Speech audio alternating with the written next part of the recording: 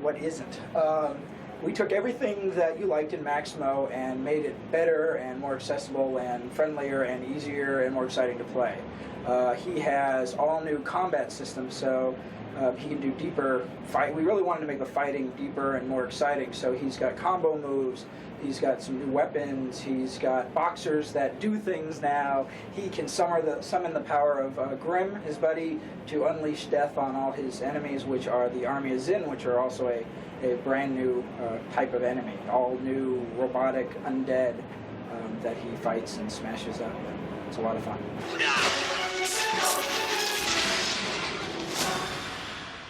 About 500 years ago, the Army of Zin came across mankind. Basically, mankind and the Army of Zin had a massive war, kind of this in the dim, distant past. Mankind defeated the Zin, but because they're driven by the souls of the undead, they could never be totally destroyed, and they basically, kind of reanimated and came back. So what they did is mankind locked them away in a vault for all time, and basically there they ticked away the millennia. Fast forward 500 years, you have Maximo trying to find his lost love, Sophia. He comes across a clockwork monster, and basically the story evolves from there. In Maximo 2, we wanted the story to evolve like a mystery, rather than you knew who everybody was and what you had to do straight from the get-go. We really just wanted you to discover it as you went along. So that's the story. When we looked at Maximo 1, we said, wow, we really want to make the fighting deeper and more engaging. So we concentrated a lot of our attention into that aspect of the gameplay. So Maximo now is in, we'll get into like larger scale fights. He'll be in these battle arenas with lots of bad guys coming in at once.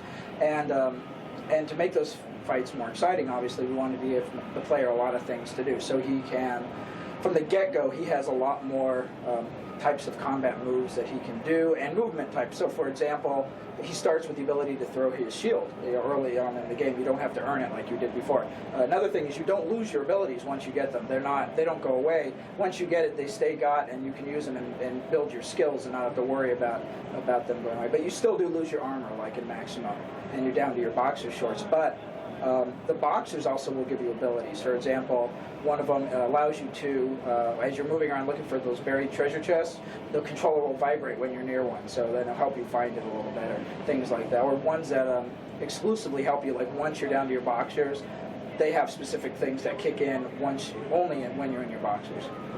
So all those, all that new stuff, translates into new moves and new abilities, and just trying to make everything richer and deeper. Right, the number of levels in the game is roughly consistent with the previous product. We're talking around about 25 to 30 levels. The number, we actually think that the game is actually going to take probably around about 50% longer to play. This is because the combat itself is much deeper. We also wanted the player, the combat in Maximo 1 was very precise. You had an overhead and you also had a sideways chop. And the control, I think, was very good indeed. But what we wanted to do was kind of expand that so that if the player actually did something that, just by mistake, it may actually have a bearing on how the character behaves. You might do a new move which may be more difficult to come out, and then the player can really emulate that. So, kind of that kind of discovery, like the controls that the character has when he first starts the game is more than the combined capabilities of Maximo at the end of the last one. Yeah. So, there's a lot really to discover, and we think that, it's going to probably take about 50% longer to play. Because the game story takes place a little further down the line from the end of the first game, we wanted to reflect that in the look of the character and the amount of abilities that he started out with. So that way, you feel like moving from Maximo 1 to Maximo 2, there is a maturation of the character, both from a gameplay and a visual standard.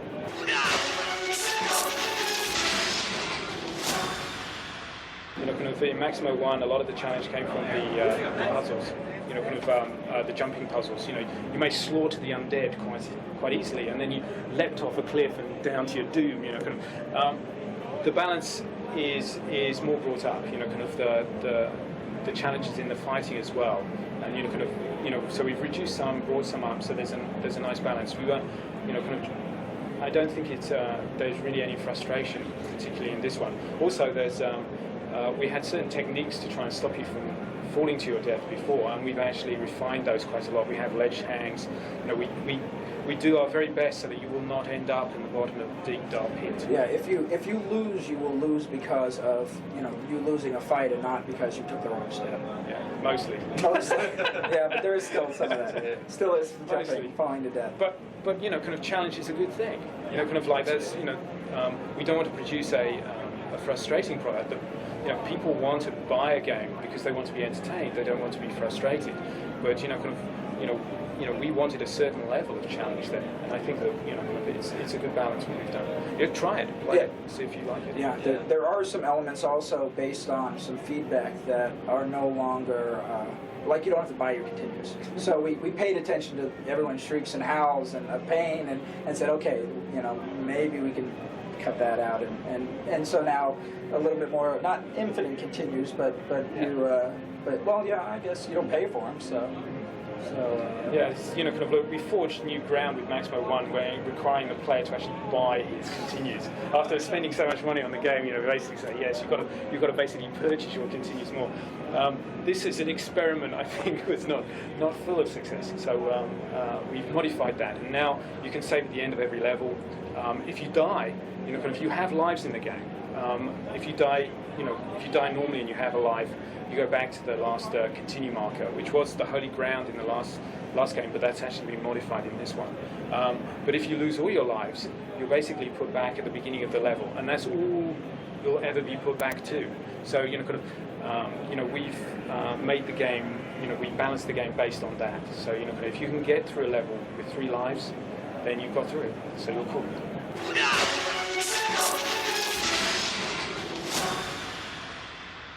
As you go through, kind of the technical, kind of limitations or, kind of capabilities of the machine get more and more evident. Kind of we refined the engine. Kind of people who know the PS2 know it has a kind of a core kind of hardware, that produces the visual aspects of the game, and that is coded at a very, very low level. And that code can always be refined. You can always get more through it. As you learn about the machine, you know about the pipelines and stuff like that.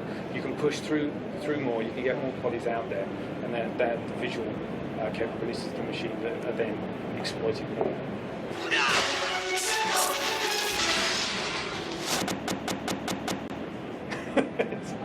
That's a good official quote I've been told to say.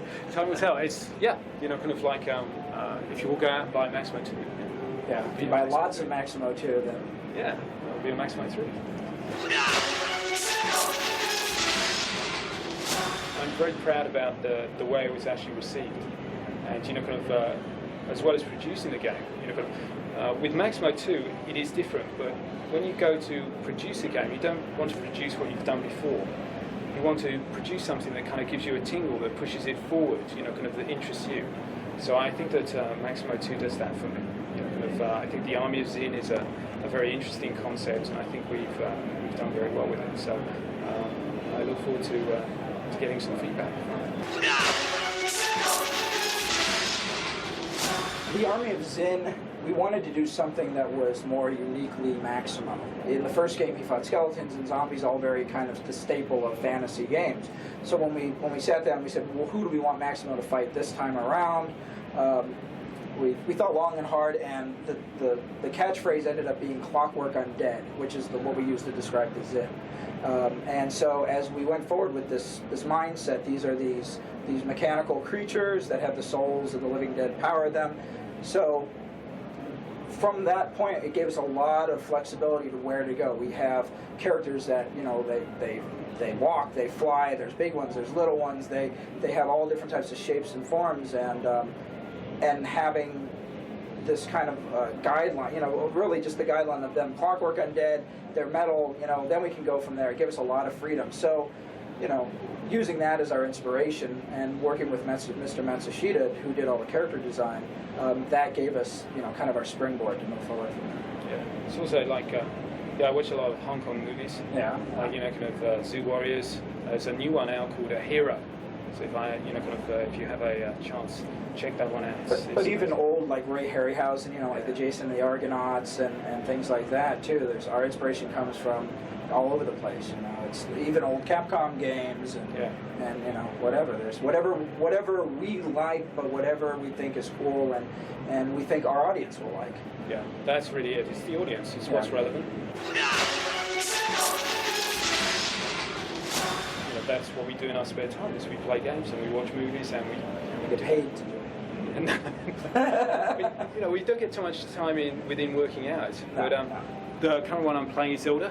I love Zelda. Before that, I finished Metroid. Before that, Pikmin, Mario, Sunshine. I like to see what is out there, see what is relevant, see what people are buying. I like Nintendo. I just like Nintendo style to a certain degree. That's my personal preference. I really do chew on. He's a Nintendo guy, and I cover the other end. I did all the PS2 stuff.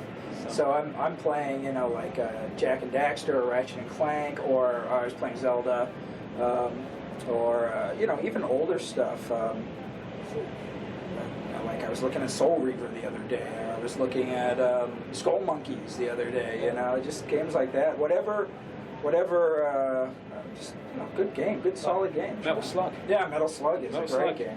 Gunstar Heroes. Maybe it's highly illegal. Maybe it's highly illegal, so don't do it. But some of the games on it are fantastic.